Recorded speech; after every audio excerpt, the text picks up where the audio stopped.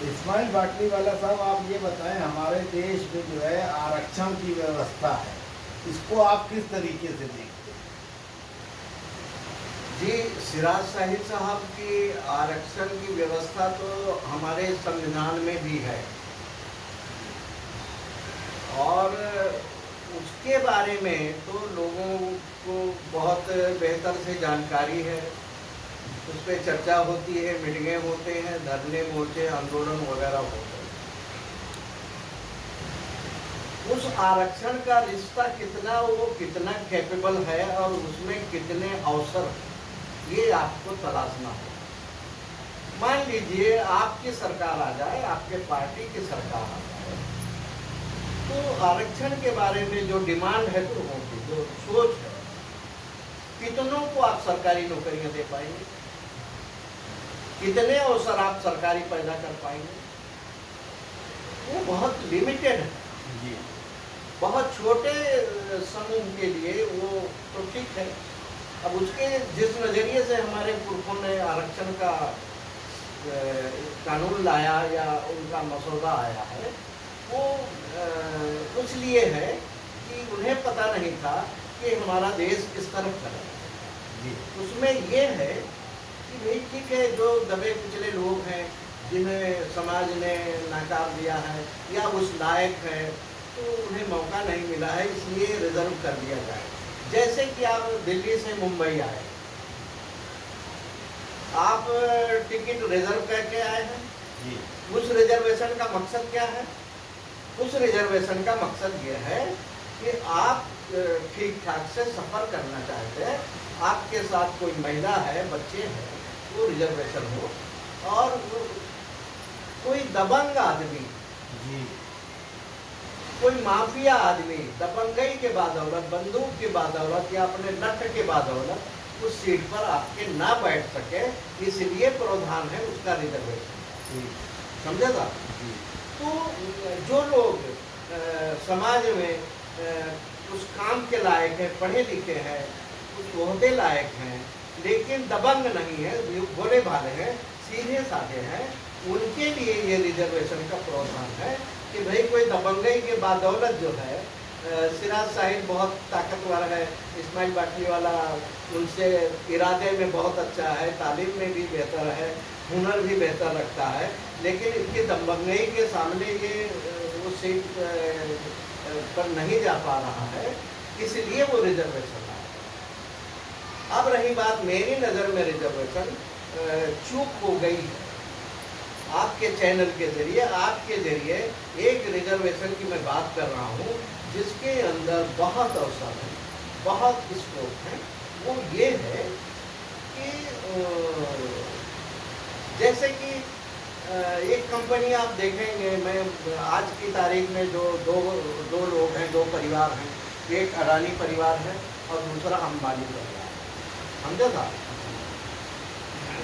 इसके पहले टाटा थे, बिरला थे, वगैरह वगैरह, तो वो दौर तो हमने देखा था कि काफ़ी बहुत सब कुछ ठीक था, ऐसा मेरा कहना नहीं है, लेकिन हम लोगों के हाथ में कुछ तो कारोबार थे।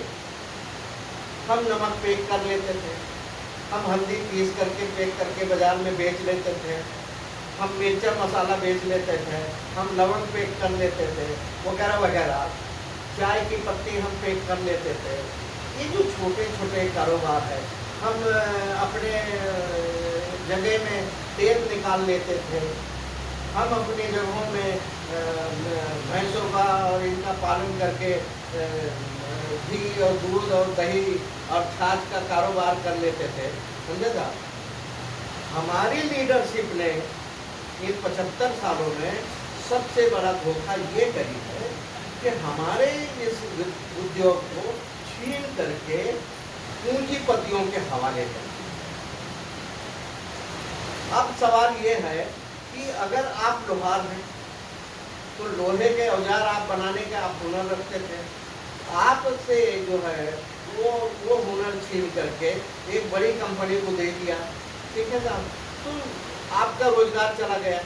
अब ज़रूरत थी हमारी लीडरशिप को कि दुनिया में नई टेक्निक आई है और ये सिराज साहिब जो है ये लोहार का काम हुनर जानता है, वो नई टेक्निक इसको देते, इसको पैसे जुटाते और उसको साधन देते, तो मैं समझता हूँ लोहे के औजार ये लोहार बहुत बेहतर दे पाता और सस्ता दे पाता, और ये लोहार खुद भी हजारों लोगों को रोजगार दे पाता।